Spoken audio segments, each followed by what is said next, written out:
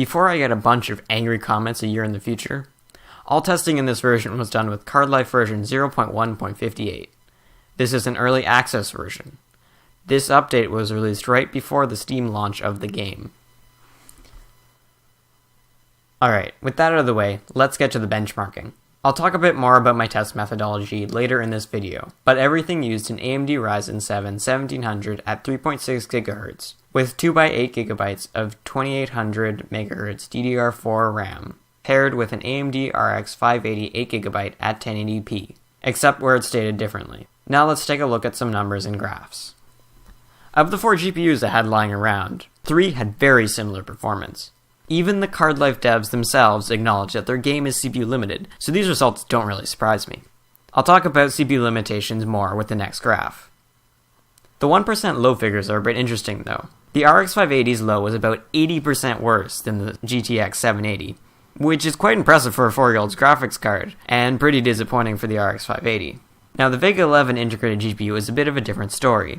Please note that this is the iGPU of the Ryzen 5 2400G, with all cores clocked at 4 GHz, so this was not run with the default 1700 configuration from the other tests. The Vega 11 is about 70% slower than the RX 580 on average FPS, and that's not because the Vega 11 is only being fed by half the threads, as I'll show soon.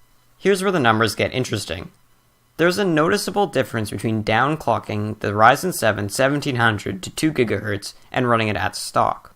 Comparing the 1700 at 3.6 GHz with 2 GHz, for a 45% decrease in clock speed, there is a notable 35% decrease in FPS. The game was only using about 50% of every thread at any given time, which means the Ryzen 7 1700 in the stock configuration wasn't staying at max boost, so I won't compare its clock speed with the other two results. Nevertheless, these results show that Cardlife is definitely CPU limited. Core speed matters a lot for FPS. During the testing, the game was distributing load pretty evenly between cores.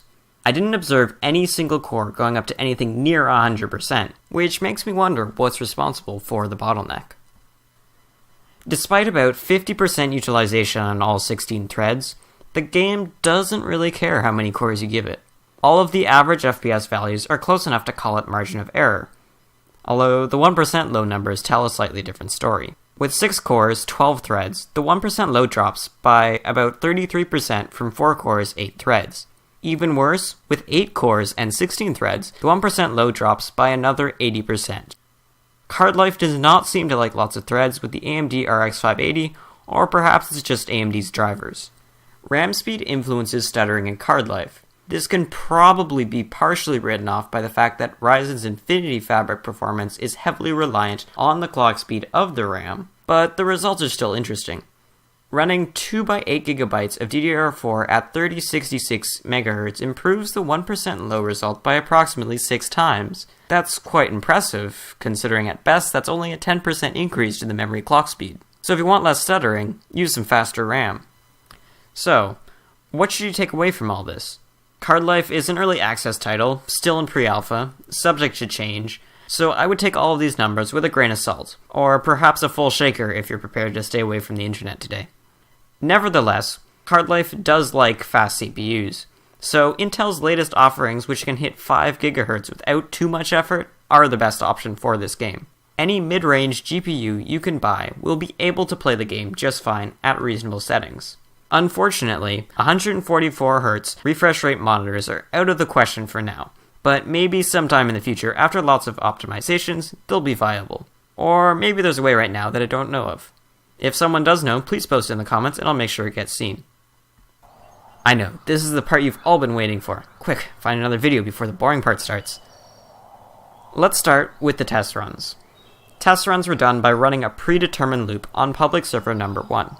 All tests, except for the CPU speed tests, used the same route. The CPU speed tests used a different route of about the same length on the Phantom Wire server. This footage is similar to the test runs. All tests were done during the Cardlife day because the night is scary, and because the performance was slightly lower at night, for unknown reasons.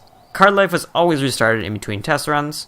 The game was always launched in full screen 1920 by 1080 resolution, with the simple quality preset because all the higher settings force VSync. To collect the results, I used MSI Afterburner's built-in benchmarking functionality because I suck at stats. Okay, that's all from me. I hope everyone enjoys Cardlife and has a great day.